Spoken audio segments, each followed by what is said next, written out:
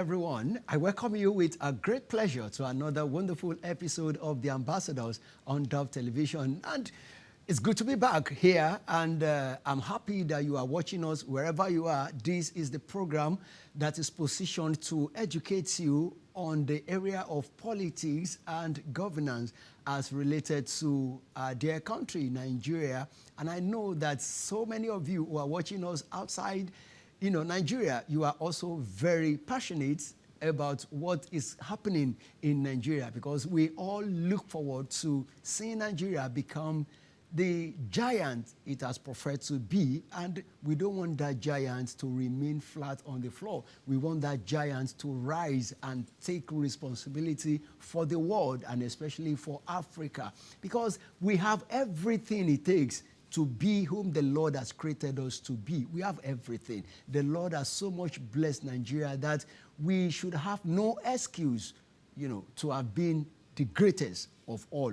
We glorify God for all He has done, but then it is incumbent on us to ensure that every responsibility we need to undertake as citizens of this great country, we undertake them and make good use of the opportunity we have to see that Nigeria becomes great.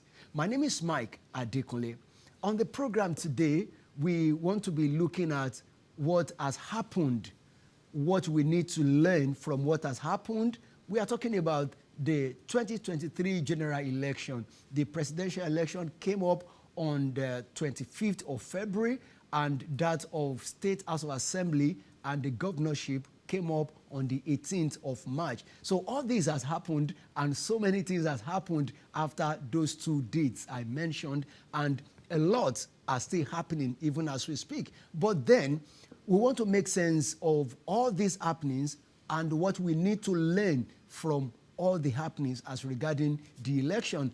Helping us to make sense of all the happenings and what we need to learn from them, I have a wonderful guest here in the studio.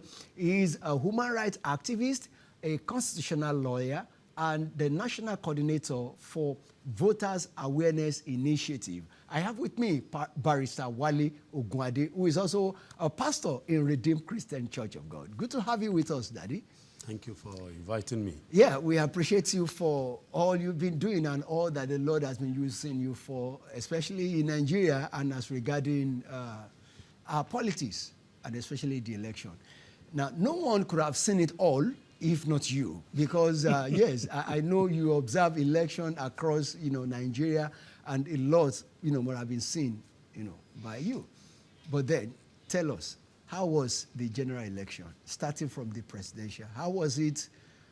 Was it free, fair, credible, and all? Over to you. The election was fine.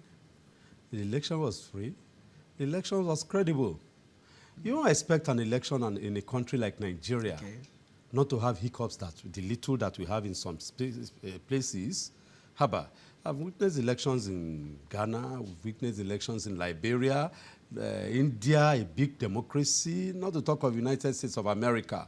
All over the world, you have elections, you have hiccups here and there. They deploy technology in America. To some extent, they had issues. So it's all over. And generally, what I've come to realize over my years of close to 25 years now involved in elections and electoral activities is that particularly in Nigeria, we have sore losers. Once they lose an election, it has been rigged. And funny, the elections is not rigged in their place where they win. It is only places that they lost that elections were rigged.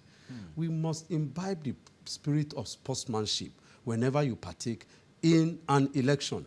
Ability to, accept defeat and go back to the drawing board and do your work very well. It's about doing your work very well. But don't you think that standing up to challenge some certain things could probably provide favor? Because what we have seen in court, the Osun election, yes, eventually Adeleke, who is now the governor, yes, won the appeal. Yes. If he had accepted to yes, say, okay, the tribunal has declared him not fit for the yes, position, yes, and he didn't challenge that, would he have won? That's the problem again, and the bad trajectory about Nigeria. Okay. Again, both you and all those who are watching, you know that it is only in Nigeria that the issue of involving the judiciary in the electoral process is high. And it's an anathema. And must we involve the judiciary? That's where I'm going. That is because of the principle of sore losers. Once you lose an election, you have lost. To do what you have to do to ensure that you come up the next time.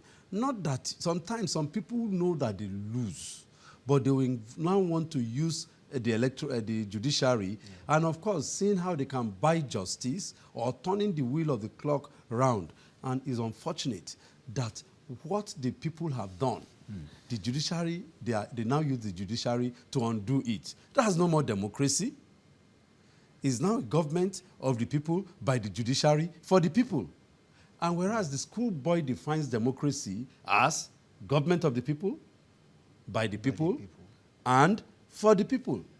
So there is something that is lost in that equation. And what's lost? The people are not involved. They didn't decide. It is the judiciary that decides. And when that is done, then definitely the person who now got through, who got the office through the judiciary, has no sense of responsibility to the people. So you feel this last election now, people are decided. Are you saying now that the outcome of the election is that was the will of the people? That's the will of the people. And to confirm what I'm saying, you cannot force the people not to protest or to ask for their right. Yeah. This time around, you found out that, well, we had pockets of protest here and there, but the majority, everybody has moved on. And this is an election that is clear. Same day, the presidential election and National Assembly elections took place. Yeah. That same day, those who voted, they voted for a particular party, because for your information, we vote party in Nigeria, not individuals. Not individuals. So a party, the APC, won 57 seats in the Senate. Yeah. The next person won 29 seats, that's PDP. Then the Labour Party won 6 seats. I can't remember, maybe NNDP, that's Kwankwaso's party, won any seat. I can't remember. But look at the margin. How can there be a protest? There will have been a protest if a party that won 6 seats now is declared the president. Because people will say the majority of the people who voted for the senators are there. And everyone knows that politics is a game of numbers. The number of people who voted for a particular candidate, can it be overwhelmed by the other party? It will have been a different broad game. And that's why I look at the PTP and I said, look at them. They are not wise at all. I guess when I was a small kid, there was this small drama. I don't know, maybe it was a nursery rhyme. Okay. The foolish man built this round upon the sand. The foolish man built this house upon the sand. Yeah. The wise man built this house upon the rock. 4 of you in a house, you decide to start fighting for a meat. And the next door neighbor. And they kept on fighting and fighting. They fought away while someone else came in and picked the meat. And to pick the meat. Haba. And you are now shouting. For you to now see how the whole thing happened. Immediately after the election, both of them are now fighting for position. I'm number one, the PDP and the LP. And in fact, Atiku was busy harassing and abusing Obi that if he did not leave PDP, they will have won the election. So, what happened? Was he seduced? I know what I'm saying. Was he seduced, or he was not in his senses when Obi left? They had enough time to mend fences. But Obi, don't go. Don't you see that this is our time? Look at APC have messed up. The whole country is in disarray. No, they are in the eyes. The people are no more interested in them. Come, whatever it is, let's even team together, win the election, then we can share office. Because the whole essence of politics is office, power. Let's share power. Don't worry, if you can't be my VP, I'll give you ask what you want. You want petroleum? I'll give you 20 ministries. That's the whole essence of all this fight, is to share. It's not for you, it's not for me. They are not fighting for me. That is what politics is all about, negotiation. One will expect that they will sit down and negotiate, the two of them. It's quite glaring. In fact, it is God that helped Tinubu. God intervened in this matter for Tinubu because this thing is glaring. All right. Thank you so much. So before we go deeper into that, now let's look at even the electioneering process, the role of INEC. Like some school of thought had put it that if we had known that all our elections would be ending in court, why do we spend so much on INEC not to have gotten a very clear process in the first place? Yes. How do you rate the process, INEC in particular? INEC to me is people by charlatans and mediocres. People like us who know the game, I have approached them severally. That come, let's sit together and work together. We have seen loopholes in your work. You can't continue doing the same thing all of the time and expect that there will be changes. A different result. You can't. There are rules and regulations you put in place, which people like us know. We told them, engage us, let's work together. They were bouncing us off. That they were busy getting people who do the work for them. But here we are. And for your information, the whole money spent, just as you said now, the whole money spent in preparatory for this general election has gone down the drain as far as I'm concerned. Why? Because they didn't do a good job of it. There is noise all over. There are people in court all over. But you can avoid it if you get the right consultant, the right people, those who know their onions. My opinion, because Let me just for one, me, please. Okay. The whole process, they had time. They've been planning for this election since 2020. Yeah. They've been planning. They released timeline. In fact, budget was released. Budget was released. Time. No, they don't have any problem about money. Get the right people. Get the right hands. Get the right technology. The best technology that money can buy. They are telling us that some people hacked. But obviously, there are some applications that can be hacked into. Get the right people who will give you ideas. Get the right team of legal people. Get the right team of personalities. So many. Get them. Then you now work together. Then we'll call it mock. I don't know, maybe you know. Yeah. We'll do a mock trial. When I was in school, we do, even till now, we still exam. Do mock. You do it, you then call, you contact great hackers, wonderful hackers. I don't want to mention them. Hack, let's see. Wonderful hackers, God bless you, sir. Hack, let's see. Go and hack this thing. When they hack it, if they are able to penetrate, then you know that, yes, you are still not there. Before I came to the redemption camp, I used to live in Egbe, Ikotu. Okay. My next door neighbor is the compound of the Odua People's Congress. There's they have their meeting. Okay. And every Wednesday, they come there.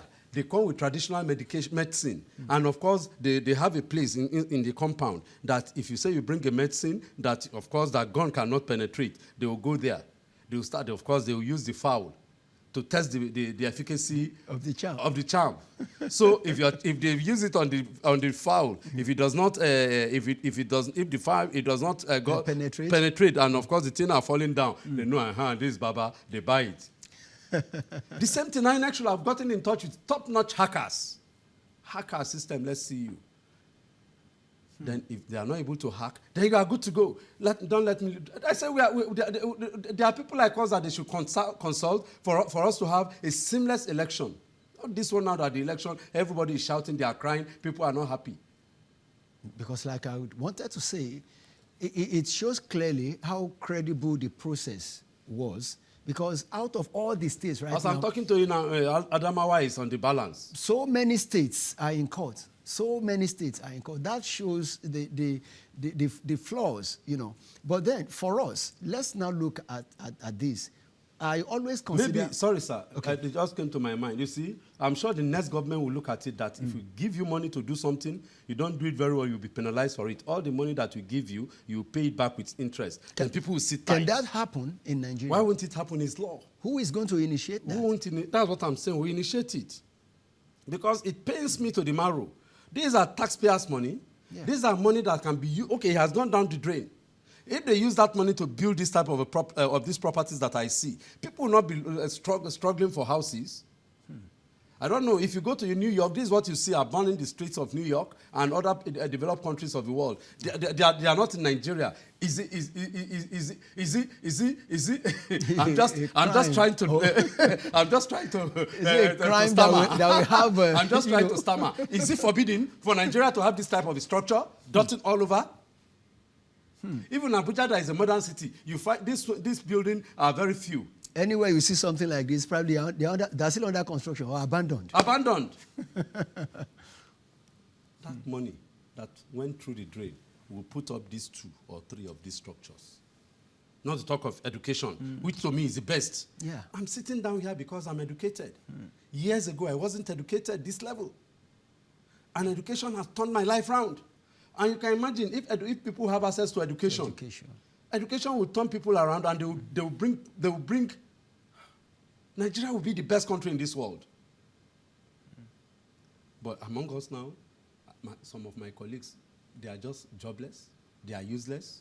Even my age mates, some just school start drop out because the ability to continue is not there because the system was harsh. But in a system that this type of money is is thrown into, Barack Obama became the president. Let me land, sir. I'm sorry, sir. It's okay. Barack Obama became the president, became a lawyer through the activities of a loans board, students' loans board. When I was a kid, there was this loans board in this country too. But now it is history. What has happened? It has happened in this country when we are under good management. So the loans board will take care of those who are indigent but who are brilliant.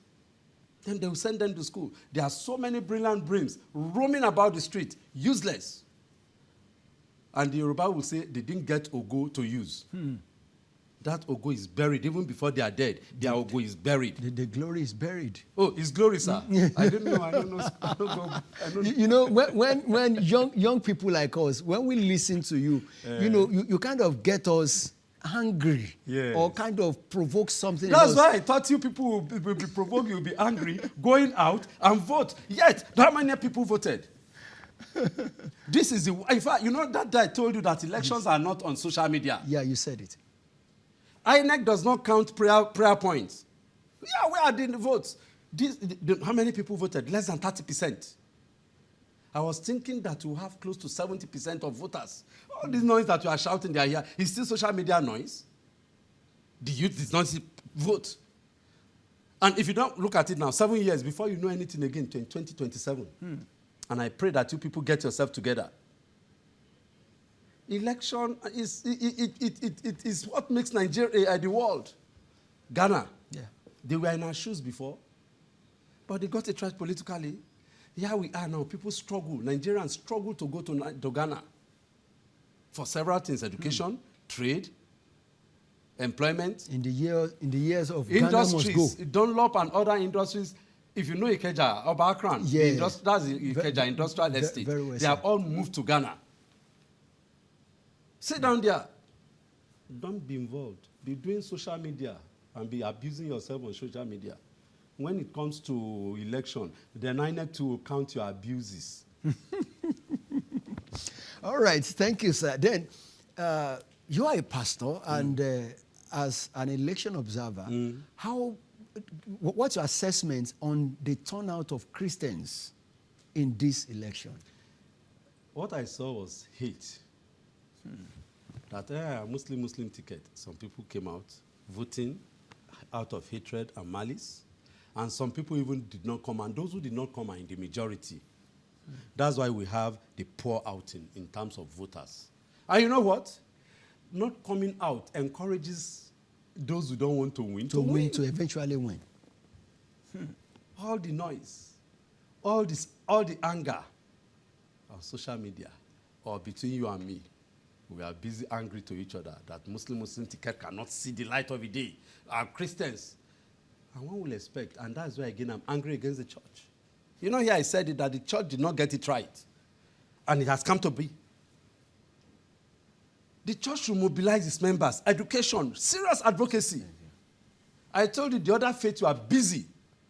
Advocacy. But the church, Bible, Psalm 23. The Lord is my shepherd. I shall not want. Look at it now, the result in the elections. The pastors and the church must be involved in political education, not hate.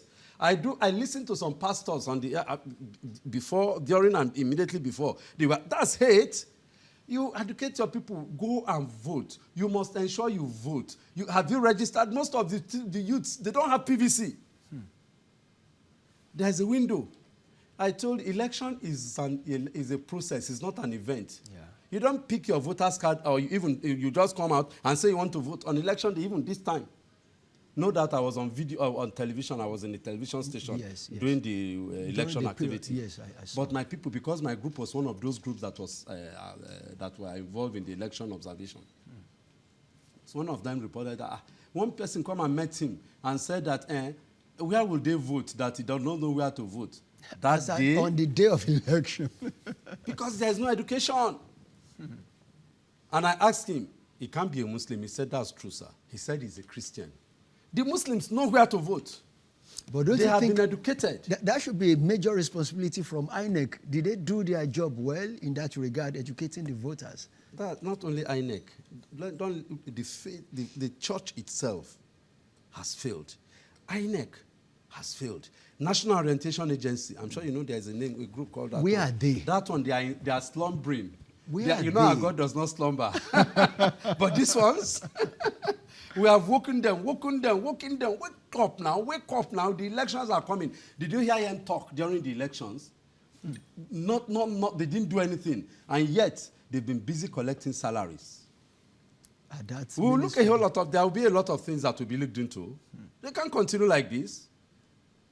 We want a group or an agency that arouse nationality in us, a sense of belonging, a sense of commitment, a sense of honesty, a sense of pride, a sense of nationality. All right, we are due for a break. I'll still come back to you to really continue because we need to address it a whole day. All right, viewers, please do stay with us. We shall be back after this time out. Watch The Ambassadors on Dove Television as we take you through the rudiments and fundamentals of politics and good governance and how you can be involved. The Ambassadors is showing every Tuesday at 1 p.m. Nigerian time. Welcome back. Thank you for still joining us and still staying with us on the program. We were looking at, and we are still, of course, looking at the past general election, 2023 general elections, looking at what has happened and what we can learn from it. Over the time now we've been looking at, okay, what has happened.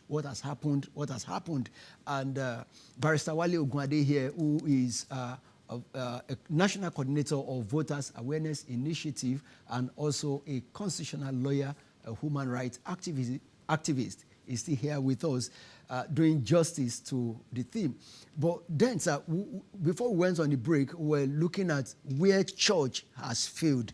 And we said church has failed in the area of advocacy, educating the voters who are within the church.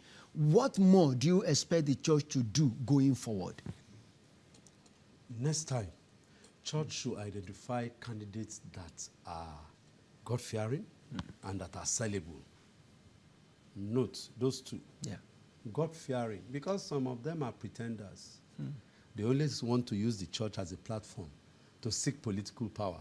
Once they get political power, they turn their back. They turn their back on the church. But those who are grounded in the church, then those who are sellable, then you begin the work in earnest. The journey for 2027 should begin now that the elections are over. Before you know it now, look at it. When did we say Happy New Year to each other? We are 2 days away from the end from April. Yes. Abi? Yes, sir. So, before you know it, 2023, 2024, God keeping us. 2025, we are spending it. 2026, in fact, by 2026, the process has begun. This is the time to start, and the church must be serious about it. Like the way politicians calculate years, It's 2 years. It's 2 years. Thank you, sir. It's 2 years. Now, another election is coming up in 2027. That year, 2027, is not in the calculation. Remove that one. It's 2025. They only have this year. In fact, this year is gone for them. So 2024 is next a full year, year. 2024, 2025. Middle 2025, they started. By entering into 2026, a whole lot of another election. I say middle 2020. In fact, 2025 January, they've started. When did you start hearing this Tinubu, Jagaba, and Atiku, and all this? Obi Pakpa did not come up on time. He just came last year. So if church is to start supporting or floating anyone now, the process should begin now. Now, and you begin to noise it, use your tentacles, your structure, all over. Imagine if all churches come together presenting a candidate. But that's the problem again. The unity in the church. If somebody comes from Redeem, somebody comes from Dunamis, somebody comes from a Sword of Life Miracles or Mountain of those, I don't think those ones are interested in politics. No, what was it? Deeper Life. Deeper Life. I don't think those ones will be interested in politics. But let's even say those four. Not to talk of the Ibimi and Okonkwo Trem. Then there will be fight again. Instead of them to lay aside all those sweets that beset them, so that they will run the race. And see unity for the nation, for the church, for the Christian progress. faith itself, they will be divided. Mark my words, sir. When they want to go there, they will fight. That's what happened during this project that we call Agenda for Change. We are looking at the candidate. Everything was moving on smoothly. A candidate's name was presented. Katakata busted. The church. Unity, because of the various interests and all that. We didn't even include the Anglicano. We didn't include the Baptisto. We didn't include the Methodisto, not to talk of the Catholics. Those are again another major Christian bloc. We didn't include them. Now, sir, another thing that we witnessed happened in the last election is the issue of thuggery and voter apathy here and there. I went to a particular polling unit, and there, as I was stepping in, that happened during what's it called now? The governorship election. Thugs are taking over. I was about asking an INEC official a question. The INEC official said, okay, I want to address everybody. Okay, we all stood by listening. And the INEC official said, the youth corps member, said, well, we are going to count everything. We are going to do this. We are going to do that. But we are not going to upload here. And I said, okay, I put up my hand. I have a question, man. Why are you not going to upload results from the polling unit? Was that instruction given to you from your office, from the INEC? The lady said, no, INEC did not give us such instruction. So who gave you this instruction not to upload results from here? She said, I don't know. Please tell me more. Before I could ask any further, tout here and there, I said, no, God, keep quiet. Let her do her job. Keep quiet. That's what he has said, and that's what is going to happen. Keep quiet. Say, here. And because you know me, I'm my strength is in the Lord. So I have I have to keep quiet. Before the face of all these tout, red eyes, and all manner of charms and all that with them. I have to keep quiet. Now, it appears as if these thugs, they've taken over the INEC structure and voting pattern all over the state and all over the federation. What do you have to say on this, sir? I like that question. It appears. They didn't. They just did not use what they know how to use best. And that's talk. That's violence. And of course, the Bible tells me that since the time of John the Baptist, the kingdom of God suffered violence. And only the violent can take it by force. So they know that they will use violence because you people are not violent. They know that you just, when they see you. But if you say, you two, you speak their language, I won't want to say that on television, but of course I was part of them. I understand. Who gave you instruction on to? They will back out. But since you talk gentle, you're a gentleman. Don't you remember fella Nicola Pokutim? I don't be gentleman at all. I don't be gentleman at all. So that is just on a hilarious note. More seriously, we've told the Nigerian police, we in the civil society that are involved in this thing, that for you not to have issues of thuggery, all thugs must be arrested before the elections. You know them. The police knows them. They are their customers. But rather than that, they will inundate us with soldiers. How many places will the soldiers cover? And that probably might even become probably militarizing the election. How many places will the soldiers cover? Soldiers, I went round after the elections, okay. That's in between. Okay. Do they have soldiers? Did they cover Shimawa? Did you see soldier in your place there? That's all. Where you voted? That's all. And that's the same thing all over. Soldiers will just be in the CC centers and some places, but the Nigerian police, they are in the nook and crannies of the country. And the Nigerian police knows all those who are troublemakers in their area. All the Inspector General of Police needs to do is just to give instruction down the line. Get all these troublemakers, warn them. If you hear Pem, we are coming to meet you. You, Sule, you, Femi, you, Uzo, you, Adamu. They know them all over the country.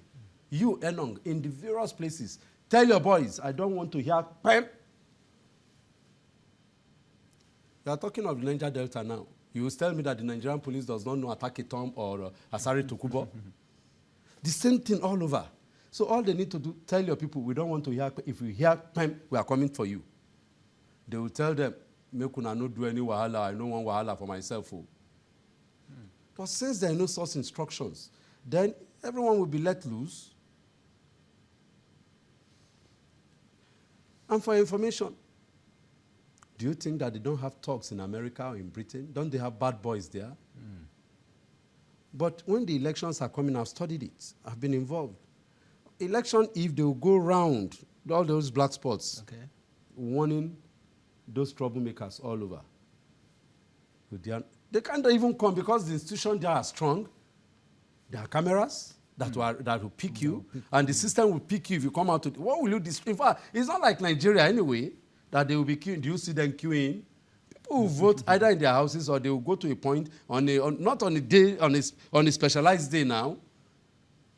It's maybe a week-long or a month-long period. So if you are driving, you go into the post office and cast your vote and go. Not here that all of you will queue, will shut Nigeria down, and will be messing up. For a whole day. But then, when is our election going to be electronically based? We are going there now. When? We, the lawyers, have started. We vote on our platform, on our phone. We're going there. It's a gradual thing. Because the Beavers thing, yes, everything that Beaver did could also be incorporated in voting. That's what we you are use doing. the Beaver to accredit me. We'll get there. And it marks. We'll get there. It marked successful. We'll get there. This one will have You been could pass okay. it to me to say, okay, put your finger here, and that is your vote. We'll get there. It's just unfortunate that INEC did not get it very well. And I repeat it, they didn't use the right professionals. They didn't use the right hands. They did not use those who ought to be used. And that's why the thing went the way it went. They used the right hands. There will be advice. And just as I said, they will have tested their system. Hackers, come and hack. In fact, they will give them money, say, we'll give you 50 million if you're able to hack it. There will be a price to it. So, when there is something at stake, people will struggle. And we are so blessed in Nigeria. Blessed. We have the best of brains, blessed, tech guys, blessed. And all that. Blessed. Give them, put a challenge, put an amount to it. In fact, if you do it, apart from the 50 million, just get the 2025 Prado Jeep that is not yet on the street. Yeah. Put it, this is a price, then with another 30 million or so. Hackers will work and work and work, they won't get it. Or when they get it, then we'll improve on it. Then that one will be secured. Who says technology is what we still, okay, we are here now. When you hear this program now, we'll be seen all over the world. Yeah. Who does not like technology? Then how can we condemn technology and say, some people say we should continue manual? See where manual has taken us. We must go electronic, we must go digital. 2027 will not meet us in this level. Amen. Because people like us, and that's why we carry the support of the media, that we must start advocacy. This is an advocacy issue. We must start advocacy. Talk to the National Assembly members because they are the ones that will make it work. Yeah. That there must be a law that will encourage and incorporate electronic activities, including digitalization of the electoral process. Okay, look at it now. The money that is spent that went down the drain. If they buy along the line, I guess about 4 years ago or so, one political party brought out one small phone. That the only thing that we can do is to make calls with it. And they distributed it to some people, group of persons, for just calls. They went to China and produced it. So INEC can do the same thing. Is it not 80 million? Even let them produce 120 million phones. Then how it can be sold and so on, I won't say that. They can get and come and meet me. Then we'll tell them how to do it. So once you have a voter's card, a phone will be attached to it. So you don't need to come out and vote. So the issue of thuggery will be removed. And it will just go seamless. No, there won't be a blockage or a barrier. You phone with that phone, you press who you want to vote for, even in the comfort of your house and in the secrecy of your home. Shikenan, nobody will stress you. So once you get your PVC, you are given the phone. You charge it on election day, you put it on. It goes spam, it enters spam. Shikenan is like alert. I send you money. Won't you receive your alert? Definitely, you see now. You see? now, I want to take this now as a lesson to the umpire, the electoral umpire, the INEC. You know, we can't overemphasize it. We are more than what we are experiencing. That's it. Nigeria, we are more than this. Blessed in all INEC, we are blessed. We are more than this process. We should... Persons, resources. We are more. So all this has happened to the glory of God, and thank God we are alive. But then, going forward, what are the lessons you feel both the government, the INEC, individuals, electorate, everybody, candidates, what are the lessons you think we should all, learn from this, grab from this, process going forward? I'll start from the electorate. It is not yet over. All those people that have been voted for, they should put them on their toes. Good. They have a duty to deliver on their promises. Those who do not even make any promise, they must have something to do. We call it the chaos of demand. Chaos of demand. What you want the government to do for you. Yes. Come together as a group. Electricity, security, good roads, houses like this. Jobs, reviving the economy, factory, revitalizing the factories, health institution, road networks. I spent 4 hours to go to Lagos. Wow. And I don't think it's forbidden if you have 2 or 3 other routes apart from this only single route. Lagos-Ibadan Expressway to Lagos. There can be one that will take from this point, it will go through this Mowe or Fada to Ota and bust out. The Kpakpa land to this road has collapsed. Yes. So even less, there should be a road apart from the Kpakpa land to take people to Ofa. Because for your information, people want to go to Ota. They have to go through this Lagos-Ibadan Expressway. People want to go to Ikorodu, they have to go through this one. But if there's another expressway from Shimawa that links Ikorodu, smooth expressway, the traffic congestions will be reduced. These are work that people should demand for, not to be abusing themselves on social media. These are things that are advocacy for the voters. Then, of course, they should not get themselves ready that this person we have demanded They have not done anything. They are just in Abuja enjoying. Those people in Okemoson, or wherever their office is in Ogun State, or all the State House of Assembly, they are not doing anything. Then the next election, you kick them out. INEC along the line will announce, maybe in 2025 or so, they will start their timetable for elections. Yeah. They will begin to say, go and register, go and check your name. We call it claims and objection. Okay. Go and check your name. Go and know that where you register. Go and collect your PVC. There is a window, there is a timeline for all those things. When they bring the announcement, you flow with it. That's all. The voters are ready. Obviously, the church will come in, advocacy. The Muslims, the mosque too will come in, advocacy. It's not about sentiment now. We want good government, and those who occupy office must deliver. They are elected to serve. This time around, the mantra must change from it is service. Yeah. Once those who are elected are serving, you will see development, you will see progress.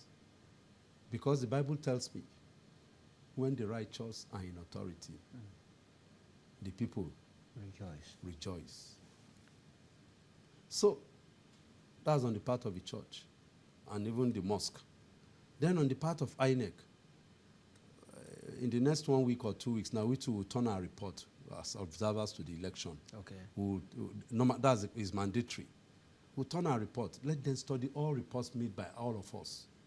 From it, let them glean. And our advice is take it further. Then they now have a physical meeting with all those who observed for us to debrief them on what has happened on the field. Yeah. They are in Abuja. They know nothing. We are in the fields, in the various local units. I have people all over Nigeria, in Enugu, in Kaduna, in Zamfara, in Lagos here, in Ekiti, Okutipupa, and so on, members of our group. They have all given us their report. So harvest it and let's talk. Then let's see how. Your voter education department, is it for Festus Okoye to just come on television and be talking? Does it do any, what of the rural people? The television is for the elite. How many people watch television in the rural area? What do they know that is going on in the rural area? Do you have people who can mobilize the people, talk to them in the rural area? Yeah. That's for INEC. Not television. Festus will be talking on television every time. Election is not television thing. I tell you, my brother, all politics is what? Local. Not urban. You don't go to the local places. You are talking politics on air. You are just wasting your time. You are just pouring water on the back of a basket. Or at the back of a bucket, rather. It won't get inside. You won't get anything. Yeah. So that's for INEC. For government, I want to believe that Tinubu knows his onions. He's a Democrat. I can assure you, really, maybe because we are from the same constituency, he is a Democrat in and out. From the Nadeco, Pronaco. So, you can be sure that we're going to have good governance, and part of it is looking at all this issue. It won't be like Yar'Adua. Yar'Adua said, the process that brought him up was not okay. Rather, he wanted to do something, but life left him, and he wasn't able to achieve. But I hope Tinubu will be able to do that, being a true Democrat. He will want to put sanity into the system, the National Assembly to make laws by virtue of Section 7 of the 1999 Constitution. That's their duty. No, Section 5 of the 1999 Constitution. That's their duty.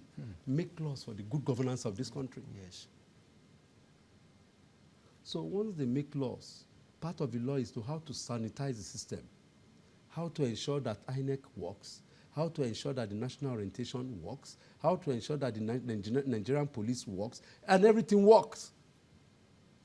It is true law. Yes. Then, of course, there should not be sacred cow. Anybody who flouts the law should be brought to book. No matter who you are, the law is above you. That's the principle. Nobody is above the law. I'm sure you've heard that before. Definitely. So once there is a rule, there is a law, then all of us will control. I don't know. My problem is that once all of us board the plane in Nigeria, We get to Europe. Everybody sempe. We get out of the plane one by one, no rushing. On the way back, once we get to Muritala Mohammed International Airport, We resume back to Russia. you see people, before this plane stops, you see people standing up there, bring. I said, kid, what sort of thing is this? Meanwhile, again, when we're in London, in the streets of London or New York or any other part of the world, they were able to comport themselves. Comport. But here, do everything anyone does. What makes them comport there? System Rules. that works. And system that works. So that system that works, we must import it here and let it work. Then Nigeria will be a better place. I've crisscrossed this country, as I told you. Yeah. There's no country that is better than Nigeria. God has given us everything we want. Gold, uranium, weather. If you go to Jos, let Jos be developed like this place. Jos, let it just be developed like this place. You have 5-star hotels. Yeah. You see people trooping from all over the world because of the weather. The weather. Have you been to Jos before? Yeah, I've been to Jos, sir. So I'm lying, Abi? You are saying the truth. Thank you so much, sir. Thank you. Really appreciate you. But then, just as we move to the concluding part of the program, there's this aspect of this program we are about introducing, and that speaks to the citizens' right. Now, I want to ask you, the issue of loans, credits here and there, that's all over the place right now. What is my right under the law to loans from individuals or, loan givers? I don't know if you understand what I'm trying to say now.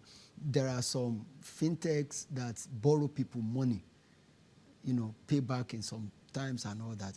What is my right under the law to accessing such loan and paying back without harassment? No, they have to harass you if you default. It's a contract. Okay. So you have to look at the contract. What is in it? Obviously, there will be a default clause. Default means your inability to pay. To pay back. So if there's you to know that you have defaulted, you have not been able to pay, then there will be consequences. And they won't have led you blindly. If they led you blindly, sorry. And that's why you have to get a lawyer before you enter into a contract. I've had a lot, and those people are very, very mean. And I won't blame them because they are working under a contract. You have agreed that, yes, you have a shorty. Of course, before they give you, you have somebody who will stand for you, who, if you are not able to pay on time, they will deduct your money, or they will come and take some things from you, and so on and so forth. So I don't know what right you are talking about, because it's a contract. This is not, they did not abuse your right. Okay. But all these ones on mobile apps, some quick, I don't want to mention names Don't right mention now, names, they are mobile apps. Yes, what's the problem? There are clearly there are terms and conditions, really. Yes. And I'm not speaking for anybody, Yes. but then I'm just trying to get our people educated. Yes. Because they won't say, okay, if you are defaulted, we'll come to take something from you, we'll come to do this. They even encourage you to get the loan as fast as you can. Yes. And when there is now a time that you are defaulting, they start coming with threats and all that. So what should we do? That's what I'm saying.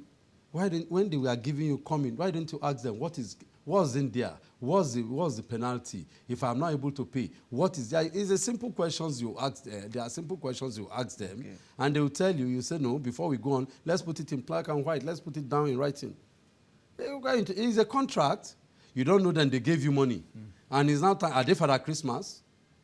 They're not Father Christmas. That's the essence of. That's their own style of doing business. Yeah. And of course, they say they will give you money, you will spend it, and you too will calculate it that well. Let them give me, and of course, a small amount of money, maybe 20,000, and you see that I can pay. But along the line, you will see that the vicissitude of time will not make you be able to pay that money as you wished. Then the failure will come in, and maybe they will call you and say, okay, can I be paying for 5,000? They will say, no problem, be paying for 5,000, but don't forget, the interest is going, finish the principal. And as soon as you are paying the principal, the interest is still accumulating, and it is one chance. If you get out of it, thank God. So it's not their fault. It's the banks. The banks have refused to give loan. And of course, unfortunately, this loan that people take is just to meet some urgent commitments. Urgent needs, yeah. Right. But again, these ones won't be there if the banks give people, you have a proposal of 1 million, 5 million, 3 million, they give you. When you are able to deliver, and of course you make your profit, so there is no need of going through these loan sharks. But the system has created it, and it's now taking advantage of the people, and people are suffering. But my only advice is those loan sharks or this app, I think, is that they should just relax and make it friendly. Let it have a human face. If not, they will go into extinction.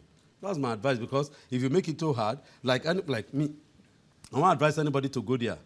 Rather, find friends. If you need 20,000 naira, except you are a bad person, by the time you go around 20 people, you see somebody who will give you 1,000 in 20 places. You'll be able to do your thing. You don't even need any loan anyway. Nigerians, that's the only thing I like about we Nigerians. We are kind-hearted. We support ourselves. We support ourselves. So why now put yourself in mess? If you are bury your ego, because if you say yes, I don't want to go and borrow, I don't want to go and meet anybody to help me. Everybody needs help. I need help. Tinubu needs help. Buhari needs help. Everybody needs help. The only person that does not need help is God. Is God.